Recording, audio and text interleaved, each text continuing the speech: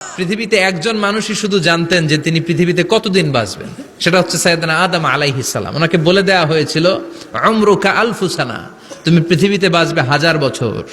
কয় বছর? সাইয়েদনা আদমের সামনে অনেকগুলো রুহু রাখা হলো। সাইয়েদনা আদম বললেন, এরা কারা? আল্লাহ বললেন, এরা হচ্ছে নাসালুক, তোমার বংশধর, পৃথিবীতে তোমার পর এরা পৃথিবীতে আসবে। সাইয়েদনা আদম বললেন, আল্লাহ ওই যে একটা রুহু দেখা যায়, এটার নাম কি? আল্লাহ বললেন, হাদা ইবনুকা দাউদ, এটা তোমার ছেলে দাউদ, সে দুনিয়াতে নবী হয়ে আসবে, তার ছেলে সুলাইমানও নবী হয়ে আসবে। সাইয়েদনা আদম বললেন, মাবুদ, আমার ছেলে দাউদের কত বছর হায়াত আপনি দিয়েছেন? আল্লাহ বললেন, 40 সানা, মাত্র 40 বছর, 4 ইয়ার্স, 40 বছর তোমার ছেলেটা বাঁচবে। ও আল্লাহ, আমি বাঁচবো কয় বছর? তুমি বাঁচবা 1000 বছর। সুবহানাল্লাহ। সাইয়েদনা আদম বললেন, মাবুদ, এত ফুটফুটে সুন্দর আমার ছেলে দাউদ, মাত্র 40 বছর দিলেন কেন? জিদ মিন উমরিহি, বাড়ায়া দেন। কি করেন? সুপারিশ করতেছে পোলার লাইগা কে? বাবা। আল্লাহ আপনি বাড়ায়া দেন। আল্লাহকে বাড়ানো যাবে না, লেখা হয়ে গেছে। রুফিআতিল আকলাম ওয়া জাফফাতিস সুহুফ, কলম তুলে নেওয়া হয়েছে আর কালি শুকায় গেছে, আর কিছু করা যাবে? সাইয়েদনা আদম বললেন, মাবুদ, আমার 1000 বছর কেন দিলেন?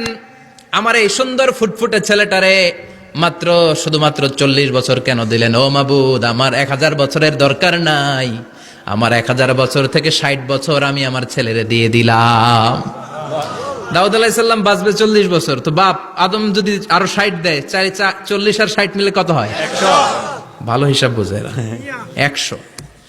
আর আদম আলাইহিস সালাম পেয়েছিলেন 1000 বছর, 60 কমে গেলে রইল কত? 940 বছর পৃথিবীতে থাকার পরে মালাকুল মাউত চলে এসেছে। কারণ এটা on time, the death will come on time, it never late, কখনো দেরি হয় না। আল্লাহ বললেন, লিকুল্লি উম্মাতিন আজালুন ফাইযা জাআ আজালুহুম লা ইস্তাখিরুনা সাআতান ওয়া লা ইস্তাকদিমুন।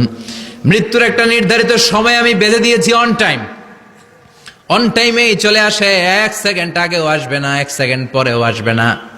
940 বছর বয়সে মালাকুল মাউত এসে হাজির, এসে বলল, জিইতু আন আকবাদা রূহাক, রূহ কবজ করতে আসছি। আদম আলাইহিস সালাম বললেন, রূহ কবজ করতে আসছো মানে? আমি বাঁচবো তো 1000 বছর। কয় বছর? মালাকুল মাউত বললেন, না না, ওই যে আগের কথা স্মরণ করেন, আপনি 60 বছর দিয়ে দিয়েছিলেন। কয় না, আমি দেই নাই, আমি আরো বাঁচুম, আরো 60 বছর পাওনা আছি, আমি দেই নাই। মালাকুল মাউত বললেন, আপনি দিয়েছেন? আদম বলে, দেই নাই। মালাকুল মাউত বলে, আল্লাহ ঘটনা দেখেন, দিয়া কয় দেই নাই। আল্লাহ কয়, থাক, কথা কইস না, আয়া পড়। সুবহানাল্লাহ পড়েন। নাসিয়া আদম ফানাসিয়া বানু, ভুলে গেছেন উনি। আমরা ভুলে যাই, আমরা খেয়ে বলছি খাই নাই, নিছিলাম পকেটে, কয় নেই নাই। এরকম ডাকাইত আছে না নাই? নাসিয়া আদম ফানাসিয়া বানু, বিশ্বনবী বললেন, আদম ভুলেছে তো তার সন্তানরাও ভুলে যায়। জাহাদা আদম ফাজাহাদা যুররিয়াতু, আদম অস্বীকার করেছে, তার সন্তানরাও অস্বীকার করে। সেদিন থেকে আল কিতাব ওয়া শুহুদ, মানে লিখে রাখার সিস্টেম আর সাক্ষীর সিস্টেম চালু হয়েছে। সুবহানাল্লাহ পড়েন। সুবহানাল্লাহ। 940 বছর বয়সে মালাকুল মাউত এসে আদম আলাইহিস সালামের রূহ নিতে পারে নাই।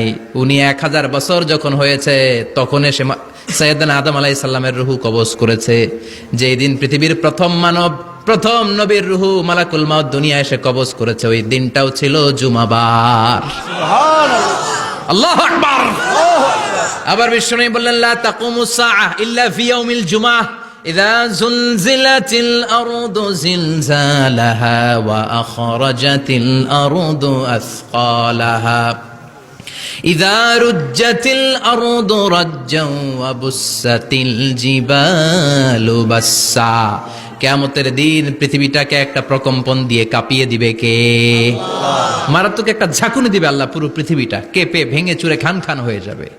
এই ঝাঁকুনি আর আর্থকোয়েক, ভূমিকম্প এর ঘটনাটা যেদিন ঘটবে, ওই দিনটাও হচ্ছে জুমার দিন। চিৎকার করে পড়েন সুবহানাল্লাহ।